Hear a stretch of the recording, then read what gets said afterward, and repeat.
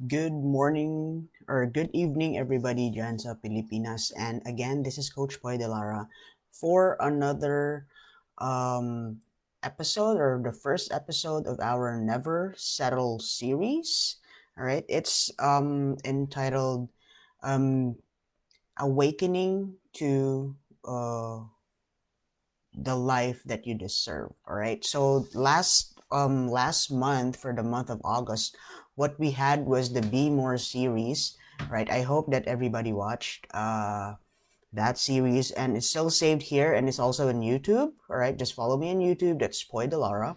And now we're gonna start with the Never Settle series. Now, never settle. When we say that we settle, ano ba ibig sabihin nun? Ibig sabihin nun, settling is like accepting or agreeing to something that one considers less than satisfactory. So, sabi nila, Coach Boy, bakit ganon? Di ba dati tinuturo mo to be contented or uh, always find happiness within yourself or um, always be happy of what you have or appreciative of what you have. Yes, totoo yun. All right. But I'm gonna talk about a totally different thing right now. Mamaya malalaman ninyo why I told you like never to settle. All right. So as an introduction, ano ba yung mga uh, wrong notions or ideas about settling?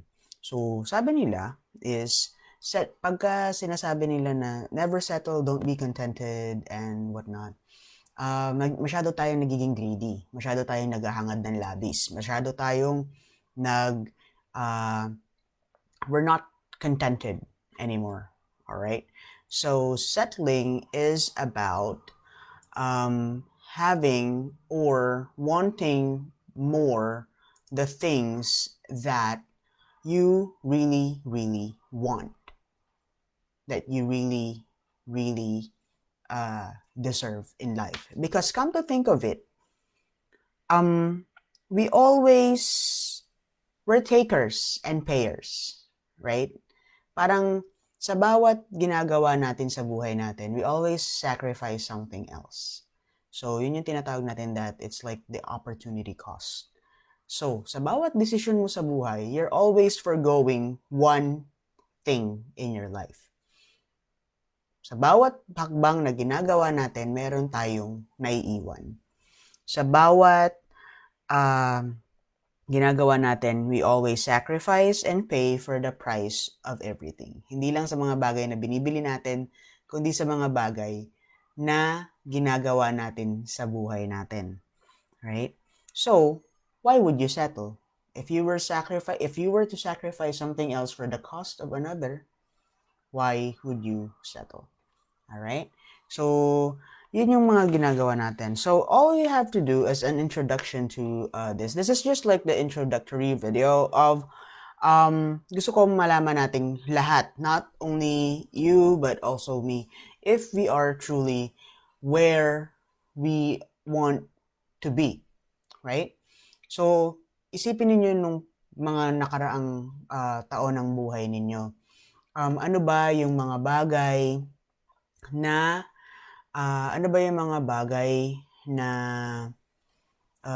gusto ninyong mangyari sa buhay ninyo? Ano yung mga gusto ninyong marating? Ano yung mga lugar na gusto ninyong mapuntahan?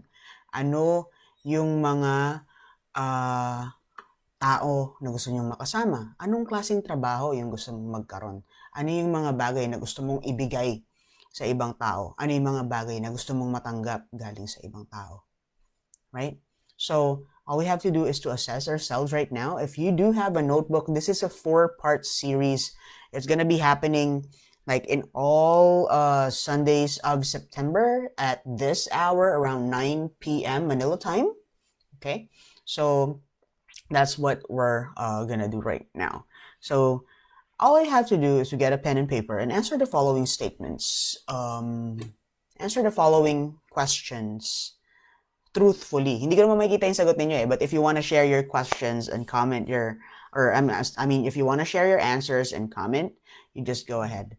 All right. So, answer the following truth statements. So, We're gonna discuss relationships, we're gonna discuss work, we're gonna discuss everything and anything under the sun. So think about an issue, all right?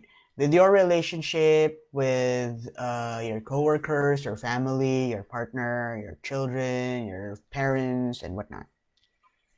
And answer this following statement. The real reason I have an issue with my relationship is, ano ba yung totoong dahilan? So you have to have an idea why. Ano yung totoong dahilan? Alright? Second, the real reason I'm not where I want to be in life is. Pero una sa lahat, ano ba yung gusto mong mapuntahan? Where do you want to be in life? And what is the real reason kung bakit wala ka sa gusto mong marating? Parang ako, halimbawa, gusto ko maging doctor. Right? What is the real reason behind I'm not a doctor right now? If I were to assess myself, I would say that the choices that I did before and the actions that I did before is the main factor kung bakit wala ako sa gusto kong maging ngayon. Like, all of you or almost everybody knows that I've got an addiction history, right? So I am a recovering drug dependent. Alright? So, yun ang isa sa mga dahilan kung bakit hindi ako doktor ngayon. Because of the choices that I made back in the day. Diba? At bakit hindi ko tinutuloy yun ngayon? Because at some point, I found something that I really, really want to do. And that is to be a life coach. That is to be a helping practitioner. That is to be somebody who inspires people to be better version of themselves. And that is why I am here right now. Okay? So, parang ganon. Just be truthful to yourself. Ano ba talaga yung mga ginawa ko noon? Bakit wala ako sa mga gusto kong marating? Bakit wala ako dun sa mga gusto kong puntahan? Bakit ako ganito ngayon? Why am I in this relationship? Why am I in this house? Why am I in this career? Alright? Third, the real reason I'm not financially stable. Para sa mga hindi financially stable dyan, what is the real reason behind you're not yet financially stable? Alright? Is your expenses greater than your income? Or marami ka bang debts before na binabayaran mo pa? Or hindi ba sapat yung kinikita mo for your lifestyle? Or masyado bang extravagant yung lifestyle mo kumpara dun sa income mo? Right? So you just have to be truthful to yourself. Why am I here right now? What is the real reason? And what is the role that I played in the current situation of my life right now? Okay? Next is the real reason I still have that secret habit. Para sa mga tao na merong secret habit, may it be gambling, may it be like life simple pleasures na ayaw nating malaman ng iba. Bakit ayaw natin malaman ng iba? Minsan, kaya ayaw natin malaman ng iba is because we are ashamed of it. And why are we ashamed of it? Because it's out of the norm or we're not too proud of what we're doing. So, the real reason behind that secret habit is, ano yung real reason na iyon? Alright? So, we all have to answer the question, the real reason I prioritize or don't prioritize my happiness is, bakit inuuna mo yung ibang tao? Bakit hindi mo pinaprioritize yung sarili mo?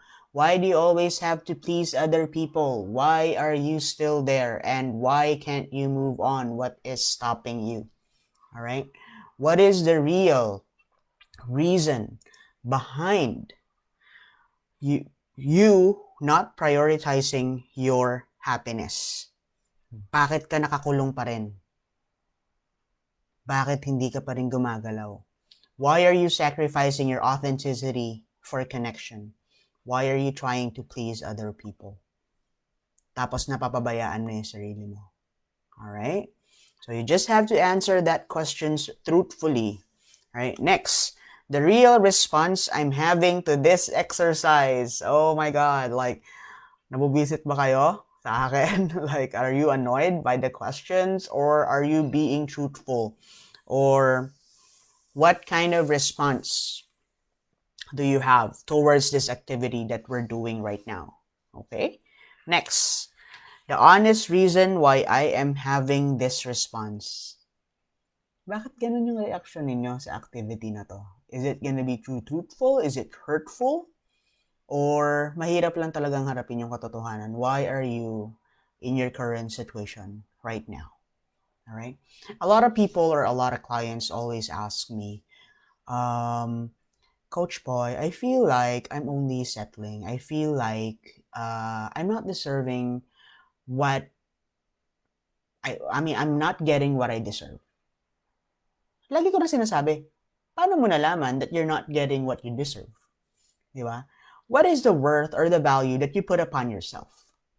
Because the way you look at yourself is also the way that people is gonna see you. So kung mababa yung tingin mo sa sarili mo, essentially, yung ibang tao is mababa din yung tingin sa sarili mo. Right? If you don't demand the things that you deserve. Like what? Ano ba yung mga bagay that we deserve? Right? We deserve love. We deserve honor. We deserve respect. We deserve responsibility. We deserve faith. We deserve unconditional acceptance. We deserve honesty from other people. Those are the things that we deserve. And are you able to give those things as well dun sa mga tao na parte ng buhay ninyo? Are you able to give unconditional acceptance? Are you able to love? Are you able to be faithful to your partner? Are you able to give respect? Are you able to do your responsibility? Right? Are you able to bear that responsibility? Are you able to be there for other people? Are you able to do that? Kasi if you're not able to do those things, or if you're unable to do those things, why would you demand those things from other people as well? Right? So, yun lang yung mga ginagawa natin. So, sabi nga nila, kung ano yung dinedemand natin sa ibang tao, yun din yung dapat kaya nating ibigay sa kanila. Two-way yan. And, yun nga, the way you see yourself is always gonna be how others would see you as well. Okay? At tatandaan ninyo, in life, right, every time we choose to do something else, we choose not to do something else. So it's gonna be at the cost of another. So is it gonna be worth it, or are you just gonna be settling? Magse-settle lang ba kayo, or it's always worth it? Okay?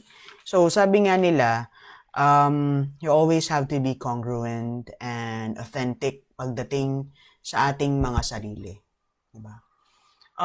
Sometimes pag matutulog na tayo sa gabi, tinatanong natin, bakit ba ako nandito sa sitwasyong to? Tatanungin natin yung sarili natin, pero hindi naman tayo sasagot.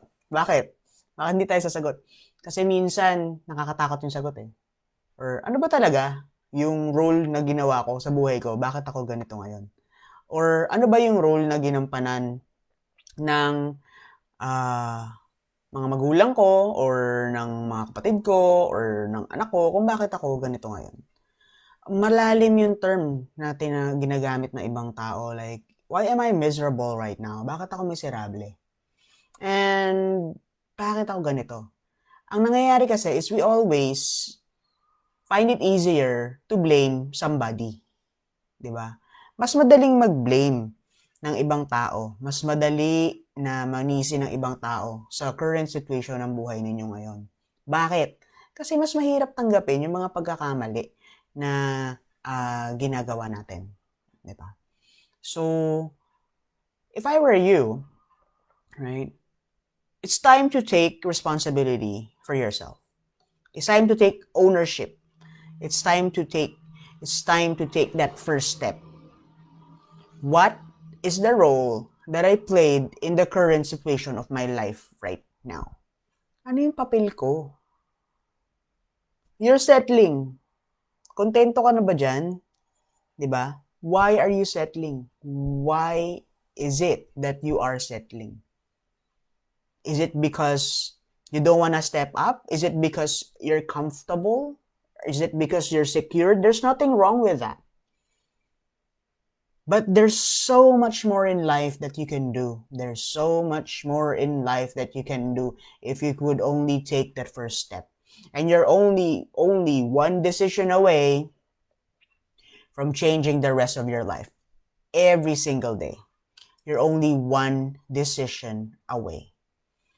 Okay? So, next.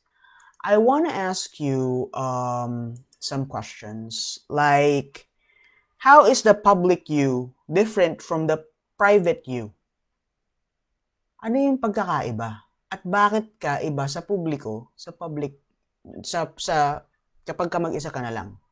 'Di ba?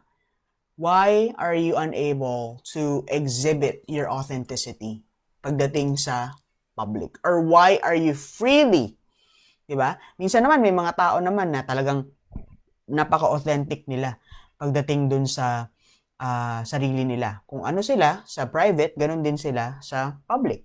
Bakit mo nagagawa yon? And what's the honest answer to that?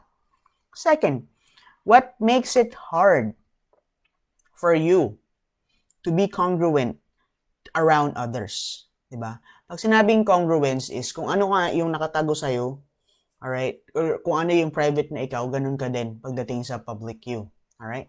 Why is it hard for you to be congruent to around others? 3. In what ways do you try to keep others happy? Diba?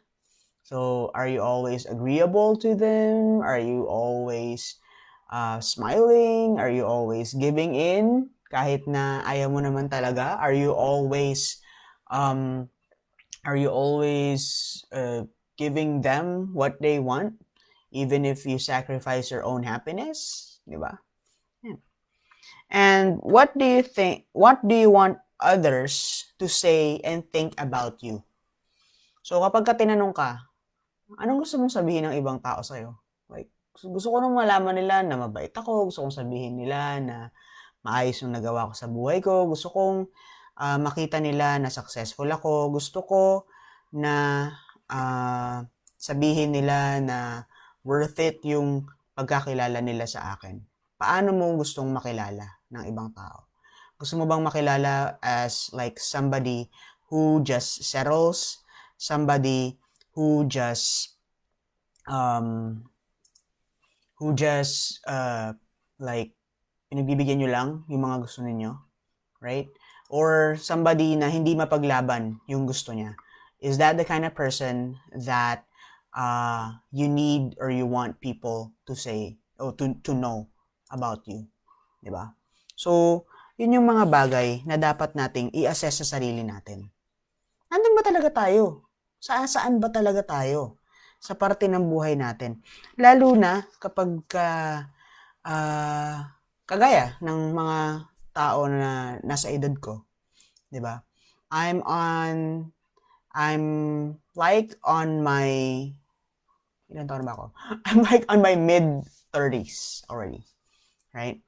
So, nandun na ba talaga ako sa gusto kong marating? Ang sagot doon is no. Pero, pagkainiba ko yung tanong, papunta na ba ako dun sa gusto kong marating? I could answer yes. Papunta na ako dun sa gusto kong maging. Papunta na ako dun sa desired state ko. Madali ba? Hindi.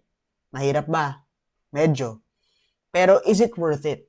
Minsan ba gusto mo nang huminto? Minsan ba gusto mo nang bumigay? Minsan ba gusto mo na lang gawin yung mga gusto ng ibang tao para sa'yo? Always. Like, all the time. 'Di ba? Pero gagawin ko ba yon? Hindi. Why? Because the moment that I reach my desired state, ang desired state ko is, share ko sa inyo, I wanna establish a rehab of my own. Gusto kong makatulong sa mga addict na gustong magbago, and gusto ko for other people to realize that recovery is reality. Alright? That's my desired state. So, ang gusto ko is ma-hone yung skills ko on helping other people recover. Kaya, nandun ako sa transition from what I was to what I wanna be. Nandun ako sa gitna. Okay? And it will take me like a lot of more years to be there, but I'm willing to wait. I'm willing to do all the necessary steps para maging successful yon at para maabot ko yon. So kayo, where are you in your life right now? Nasaan kayo? Nandun pa rin ba kayo sa state na hindi naman ninyo talaga gusto? Or papunta na ba kayo dun sa desired state ninyo? Sa transition na ba kayo? Or nandun na ba kayo sa desired state ninyo? So, nasaan kayo doon? Alright? So, all you have to do is to assess yourself right now. This is the first part of the Never Settle series. Just ask yourselves and be honest sa sarili ninyo. Where I am I currently where I want to be? Or am I on my way to my desired state? Or am I still there, staying in a state that it's okay, but it's not where I really want to be. All right. So this is the first part of the Never Settle series. I will see you again next week around this time, 9 p.m. Manila time, on all Saturdays or all Sundays of September. Next week, we're gonna discuss the psychology of self, or how do I see me? Paano ninyo nakikita yung sarili ninyo? Okay? So, I want you to be really honest with ourselves. Tayo lang naman yun eh. If we cannot be honest with ourselves and we cannot be authentic with ourselves, paano tayo magiging authentic sa ibang tao? How can we demand authenticity from others if we are not authentic within ourselves as well? Okay? So, yun. I want, please do follow our pages, the Poy de Lara page and the One Life group page. Also, you can be, or you could join our close group, the One Life group, right? That is an exclusive community where we do exclusive lectures as well regarding, ano ba yung series namin yan? Series namin yan is the Who I Am series about self-management. It's a very, very good series together with Coach Sheena. Yan, please go and subscribe. You can also follow us on YouTube under Poy de Lara. So, I'll see you again next week, guys, and you have a great week ahead of you. Thank you.